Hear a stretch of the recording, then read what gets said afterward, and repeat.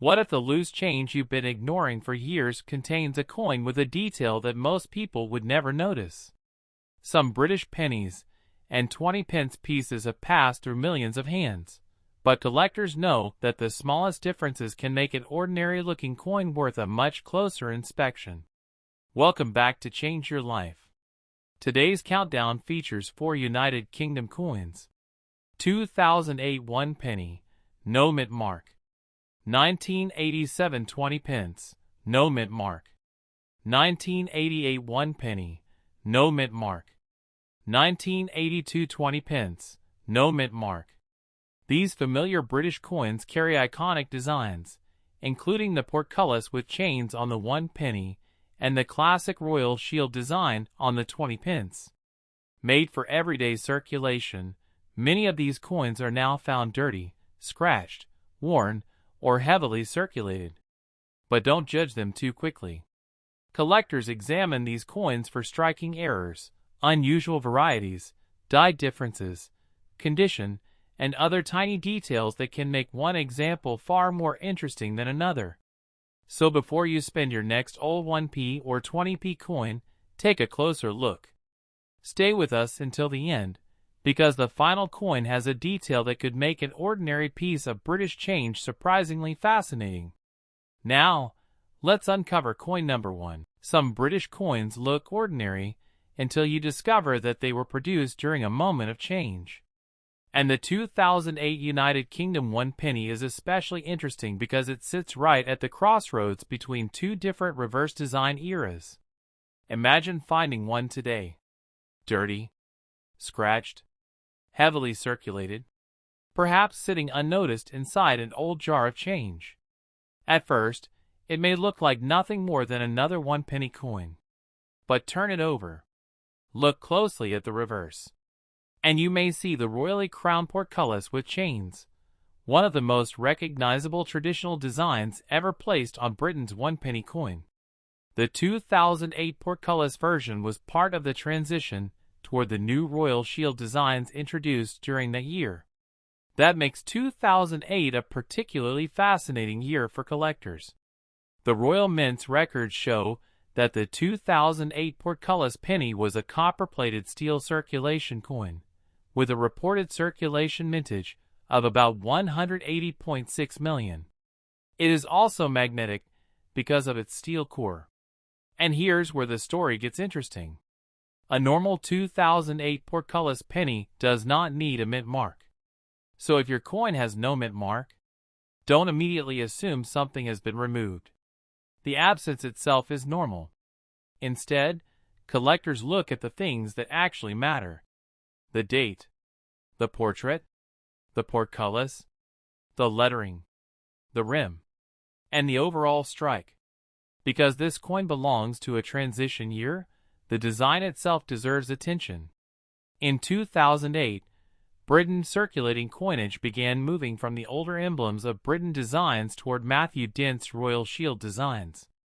The change was introduced gradually during the year, meaning that both the older portcullis penny and the new Royal Arms version exist dated 2008. So when you find a 2008 penny, don't just look at the date. Look at the reverse. Is it the traditional crown portcullis? Or does it show part of the new Royal Arms? That tiny difference tells you which 2008 design you're holding. And then comes the condition. A freshly struck coin would have had much sharper details and a cleaner surface. But a coin that spent years in circulation can tell a completely different story. The copper-colored coating may become dull. Small scratches can cross the fields. The highest points of the design can become worn. The rim may show contact marks. And after decades of handling, the coin may look nothing like it did when it first entered circulation. But collectors know something important.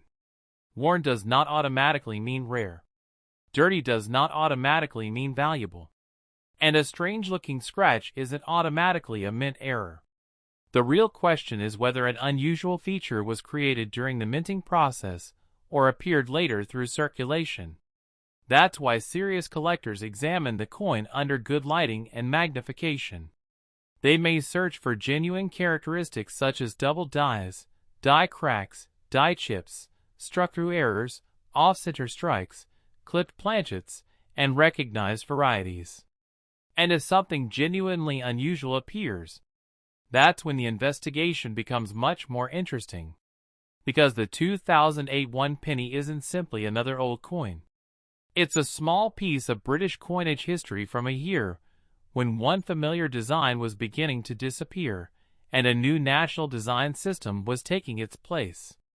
And the real question is, what happened to the particular 2008 penny sitting in your collection? Was it an ordinary circulation coin? Was it the Portcullis version? Or does it contain a genuine mint-made characteristic that deserves closer examination? The 2008 United Kingdom 1 penny becomes even more interesting when you understand exactly where it sits in British coinage history. For decades, the reverse of the British penny carried the crown portcullis with chains. But 2008 marked a major design transition, as the Royal Mint began introducing Matthew Dent's new Royal Shield designs. The portcullis therefore represents the closing chapter of a long-running penny design. And that gives the 2008 penny something collectors should immediately notice. The reverse. If you find a 2008 penny, don't stop after reading the date. Turn it over. If you see the traditional crown portcullis, you're looking at the older design. If you see part of the royal arms, you're looking at the newer design introduced during the 2008 transition. Both 2008 circulation versions exist. The Portcullis circulation version was made from copper-plated steel and is magnetic. Its recorded circulation mintage was about 180.6 million pieces, while the 2008 Royal Arms version had a much larger recorded circulation mintage of about 386.83 million. So here's something important. If you find a worn 2008 Portcullis penny, its unusual-looking appearance doesn't automatically make it rare. In fact, ordinary circulated examples are generally not considered high-value coins simply because they are from 2008. Current British coin guides list circulated decimal coins as usually being worth around face value, with stronger prices generally associated with uncirculated or special examples. But that doesn't mean you should ignore yours. This is where the real treasure hunt begins. Take the coin under bright, even lighting. Look at the Queen Elizabeth II portrait. Check the date. Examine the letters around the edge. Then inspect the portcullis itself. Look at the chains. Look at the crown. Look at the numeral 1. And check whether the strike appears normal. Collectors can become interested when a coin shows evidence of a genuine production abnormality. For example, they may investigate possible die cracks, die chips, double die characteristics, struck-through errors, off-center strikes, clipped planchets, or other recognized mint-made varieties. But don't let a dramatic-looking scratch fool you. A coin that has spent years loose in circulation can collect hundreds of marks. A damaged rim can look surprisingly unusual. Discoloration can make one section appear different from another. And cleaning can create its own problems. So if your penny is dirty, leave it alone. Don't polish it just because you want the portcullis to shine. Don't scrape away dark areas. Don't use household chemicals. For collectors, the original surface is part of the coin's history. And if you believe you've discovered a genuine mint-made error, preserve the coin and have the characteristic properly compared or authenticated rather than altering it. There's another fascinating detail about this particular year. The 2008 Portcullis penny wasn't just another date added to an existing series. It was part of a design changeover.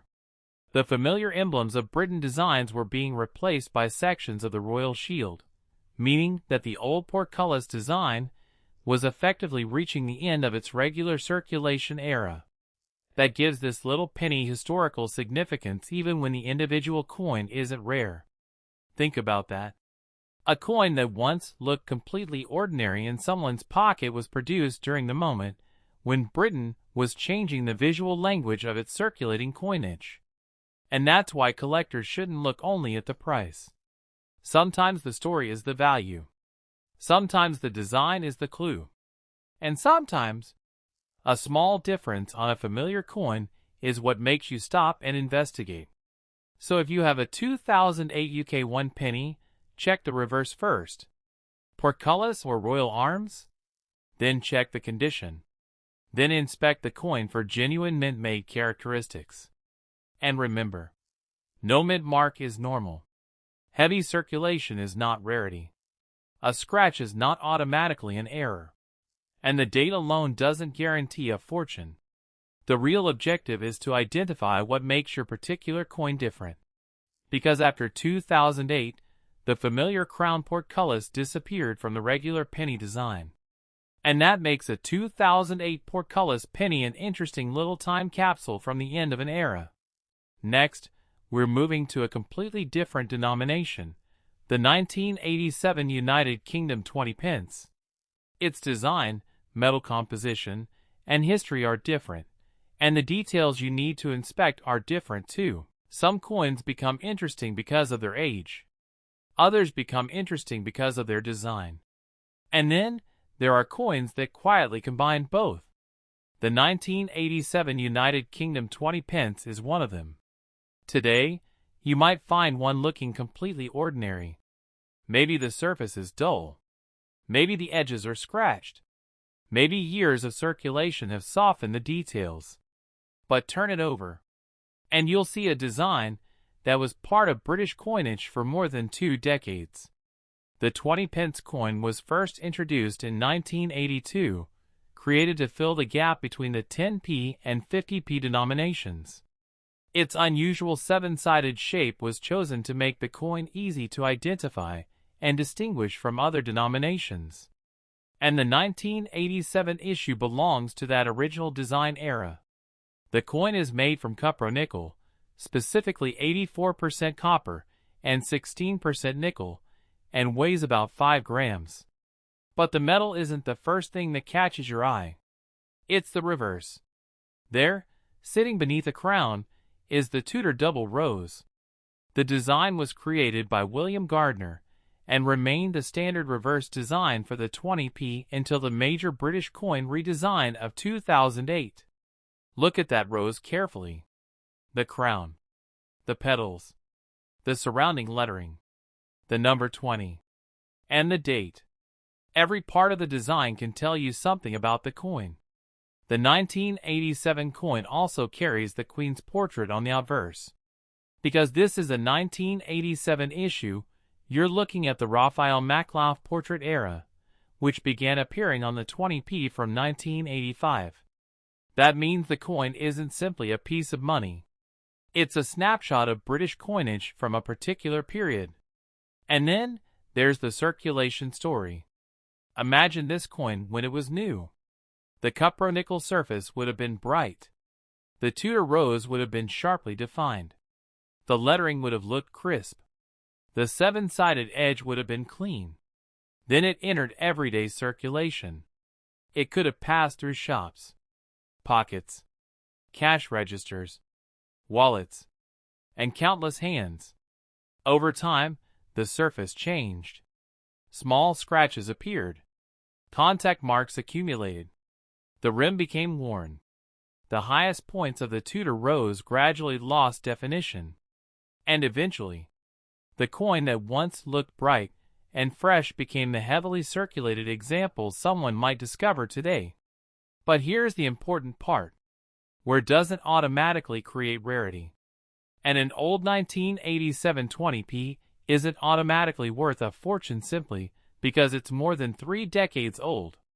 Recorded mintage figures put the 1987 circulation issue at around 137.45 million coins, so there were many examples produced.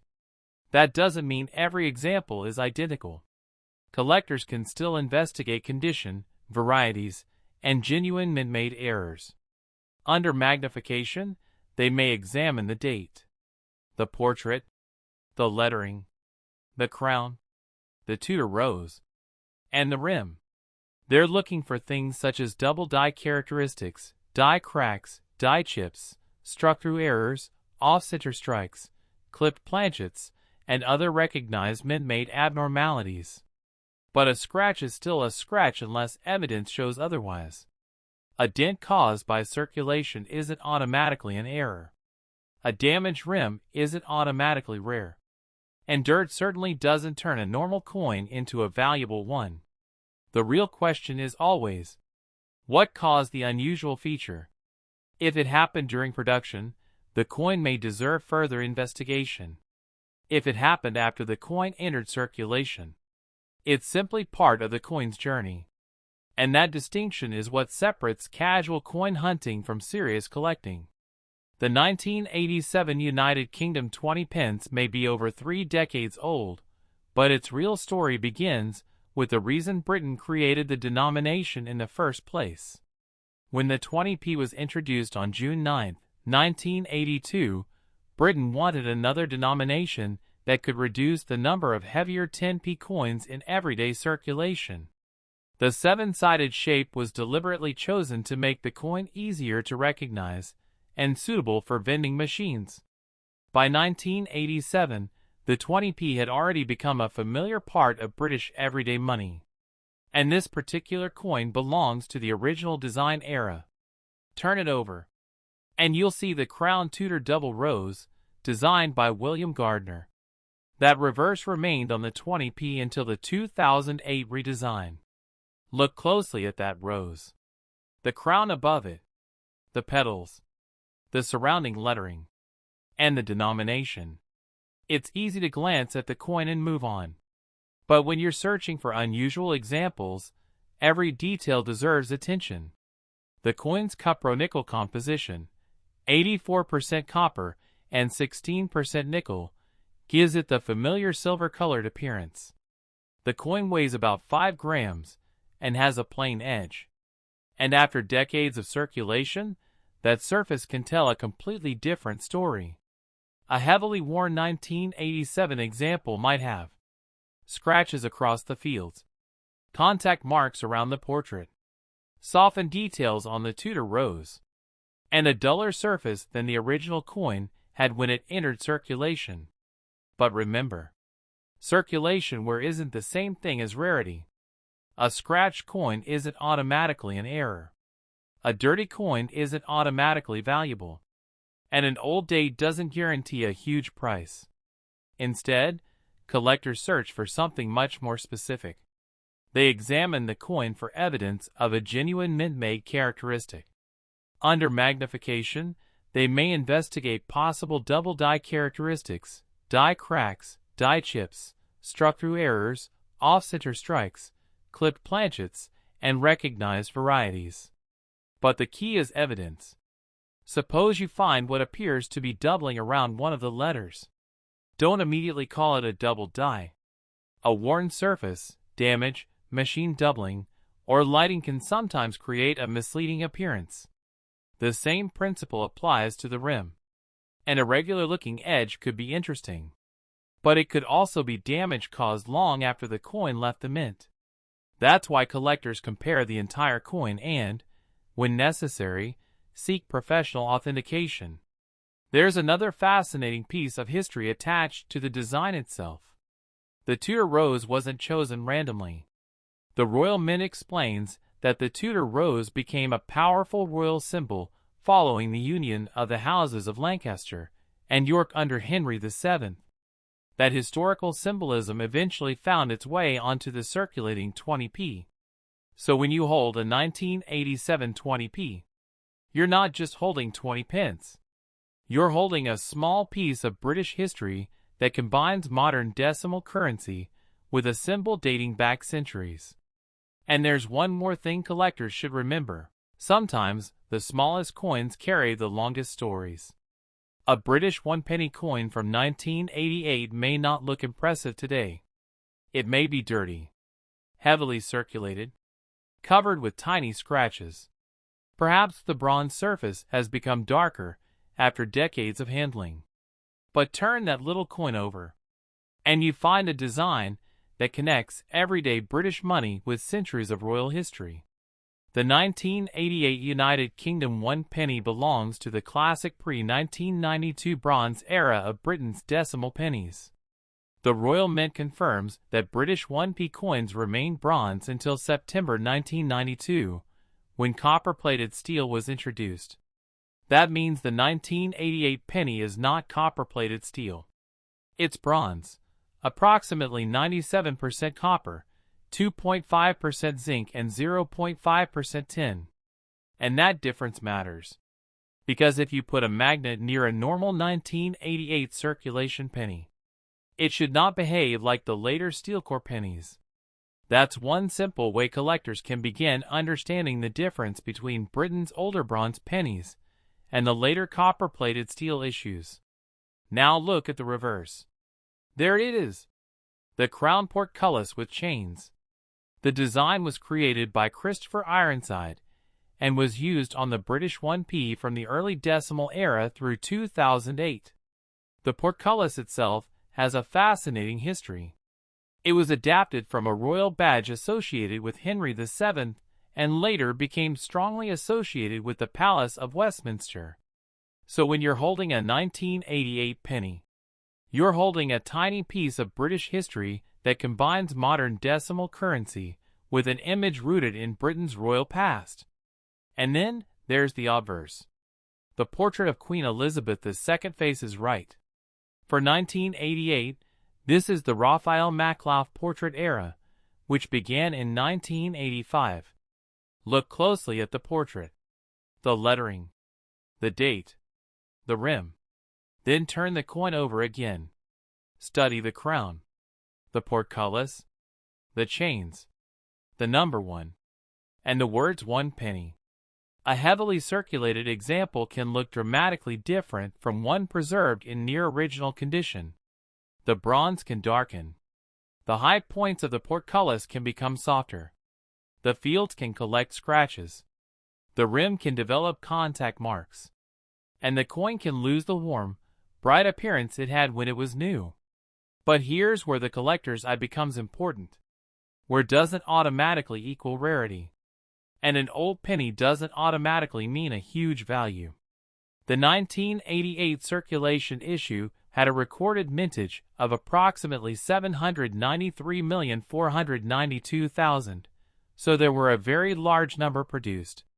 That makes the ordinary circulated example very different from a genuinely scarce variety or authenticated mint error. So what should you look for? Start with the 1988 date. Check the portrait. Examine the lettering. Look at the portcullis. Study the chains. And pay attention to anything that appears genuinely different from a normal example. Collectors can investigate possible double die characteristics, die cracks, die chips, struck-through errors, off-center strikes, clipped planchets, and recognize die varieties. But don't make the classic mistake of calling every strange mark an error. A scratch caused by another coin isn't necessarily a mint error. A dent isn't automatically valuable. And discoloration isn't proof of rarity. The real question is always, did the unusual feature exist when the coin was struck? Or did it appear sometime during the next several decades? That distinction can completely change how a collector views the coin. And there is another reason the 1988 penny deserves attention. Its bronze composition places it firmly in the final years before Britain's 1p composition changed to copper-plated steel. So this seemingly ordinary penny is also a small reminder of a major change in British coin production. And the deeper we look, the more interesting the coin becomes. The 1988 United Kingdom 1 penny may be small, but its design carries a surprisingly long history.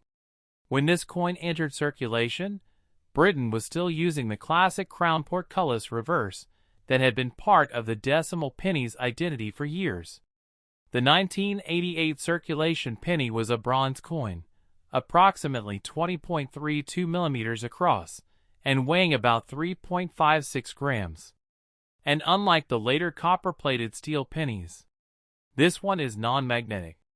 That difference is important when you're comparing British pennies from different decades. The 1988 issue was produced in very large numbers, about 793.492 million circulation coins, so an ordinary, heavily circulated example isn't automatically rare. But now comes the part that can make the search more interesting. Look closely at the Portcullis. There are documented die varieties involving the small details where the bars of the Portcullis meet. Research into these varieties identifies differences such as raised dots versus infused circles at those junctions. That doesn't mean every different-looking 1988 penny is valuable. It means that tiny design details can sometimes matter to specialists. And this is exactly why magnification can be useful. Don't just stare at the coin from across the room.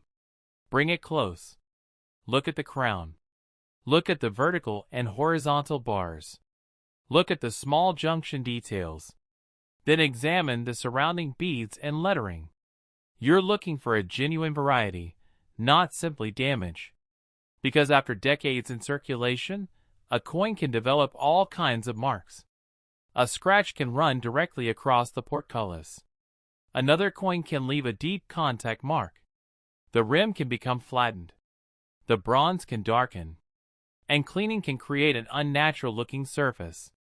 None of those things automatically turns the coin into a rarity. The best approach is simple. Preserve first. Investigate second. If the coin is dirty, don't polish it. If the surface is dark, don't scrape it. If you see something unusual, photograph it before doing anything else. And if you believe you've found a genuine die variety or mint error, compare it with reliable references or have it professionally examined.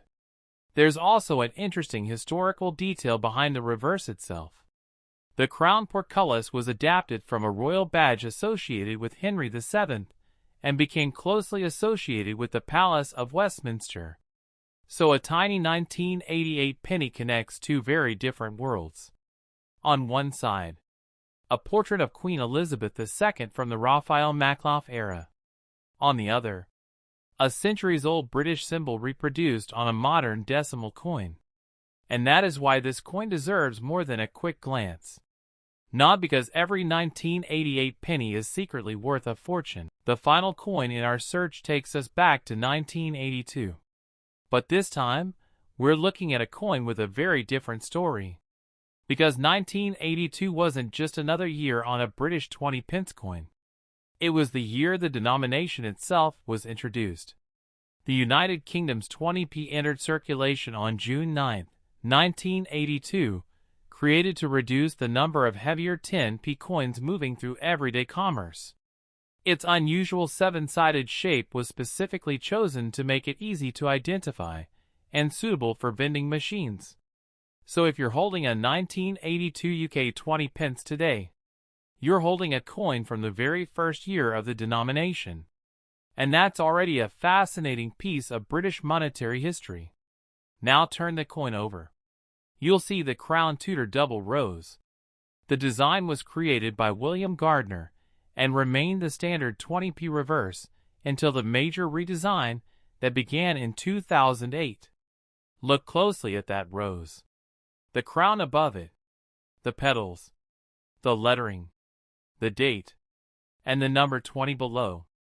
This isn't the same reverse arrangement found on later redesigned 20p coins. It's the original design that introduced the denomination to British circulation.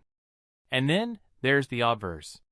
The 1982 issue carries Arnold Makhlouf's predecessor-era portrait design, Arnold Machin's crown portrait of Queen Elizabeth II, with the Queen wearing the girls of Great Britain and Ireland tiara.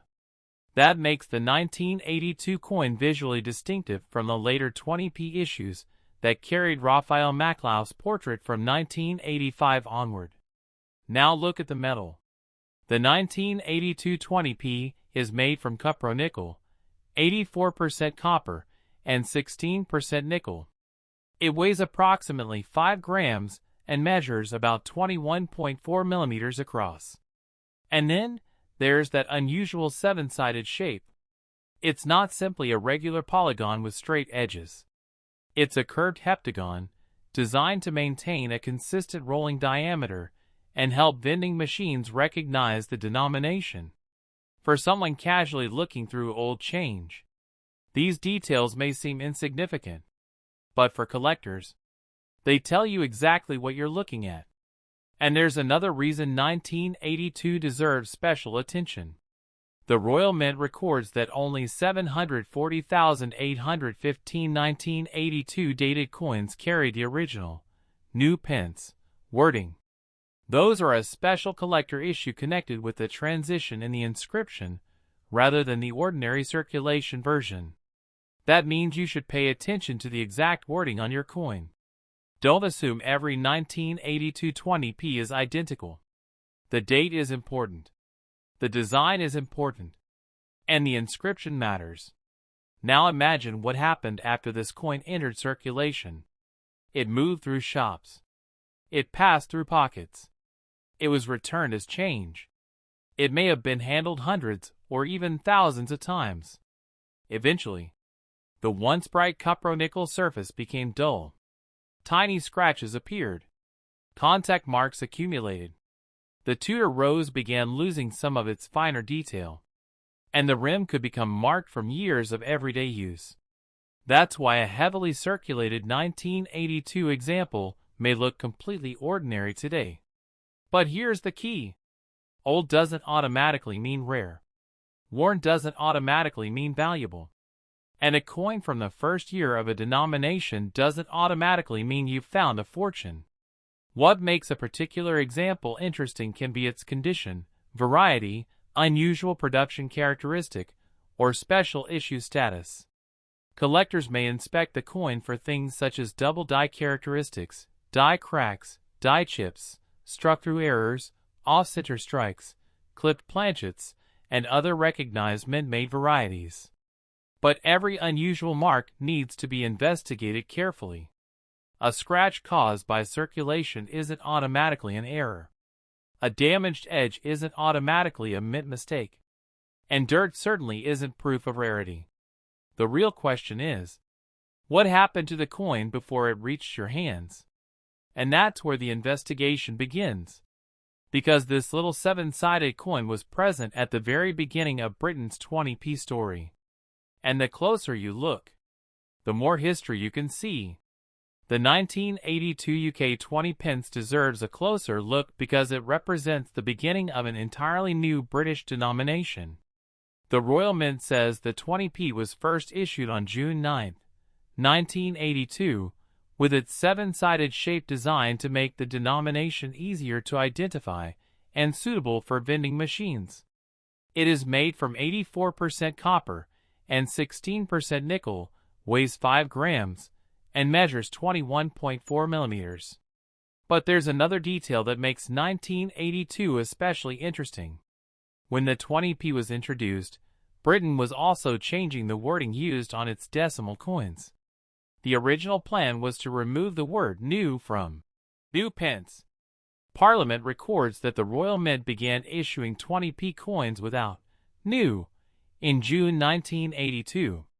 The Royal Mint records 740,815 coins dated 1982 carrying the original, new pence, wording, making them the only 20p coins to feature that wording. That is a detail worth checking. So if you have a 1982 20p, don't just look at the date. Look at the inscription. Look closely at the words around the Tudor rose. That's where the investigation becomes more interesting. The normal 1982 circulation 20p has the crown Tudor rose on the reverse, designed by William Gardner, while the obverse carries the Arnold Machin portrait of Queen. And because this was the first year of the denomination, the coin has a very recognizable appearance. The 7-sided shape, the crown rose, the large 20, the date, and the original Queen Elizabeth II portrait. But don't make the mistake of assuming that every 1982 example is automatically rare.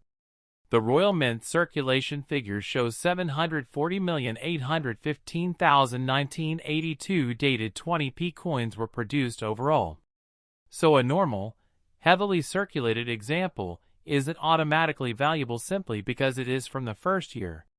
Instead, collectors look for the details that separate an ordinary example from something genuinely interesting. Start with the date. Then inspect the inscription. Look at the Tudor rose. Study the crown. Examine the lettering. Check the rim and the seven-sided shape. Then inspect the obverse portrait. Under magnification, collectors may investigate possible double die characteristics, die cracks, die chips, struck-through errors, off-center strikes, clipped planchets, and recognized varieties. But there's a very important rule. Don't confuse damage with a mint error. A scratch created during circulation isn't automatically an error. A dent isn't automatically a rare variety. A damaged rim isn't proof of a striking problem. And a dirty surface doesn't make the coin valuable.